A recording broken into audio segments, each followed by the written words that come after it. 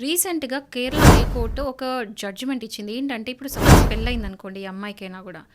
ఆ అమ్మాయి వచ్చేటప్పుడు కట్నం తీసుకొస్తది. ఆ అమ్మాయి అంటే మనం కట్నాన్ని మాట్లాడుకుంటాం. అది గిఫ్ట్‌లాగా కూడా అనొచ్చు. సో, ఆ అమ్మాయి వచ్చేటప్పుడు బంగారం గానీ, డబ్బులు గానీ, ప్రాపర్టీ గానీ తీసుకొనొస్తే దాని మీద పూర్తి హక్కులు ఓన్లీ అంటే, ఓన్లీ అంటే ఓన్లీ ఆ అమ్మాయికి మాత్రమే ఉంటది. తన హస్బెండ్‌కి గానీ, తన మదర్ ఇన్ లా అంటే అత్త, మామకి ఆర్ ఎవరైనా సరే వాళ్ళ ఫ్యామిలీ మెంబర్స్‌కి ఆ ప్రాపర్టీ మీద, ఆ డబ్బు మీద, ఆ గోల్డ్ మీద ఎట్లాంటి హక్కు ఉండదు. ఏ అమ్మాయి అయితే ఆ పెళ్లి అయినప్పుడు తీసుకొని ఇంటికొస్తుందో ఆ అమ్మాయికే ఆ ప్రాపర్టీస్ మీద 100% ఎక్స్‌క్లూజివ్ రైట్స్ అనేది ఉంటది. సో, వాళ్ళ హస్బెండ్ వచ్చి ఇది నీది కాదు, నాది అనడానికి లేదు.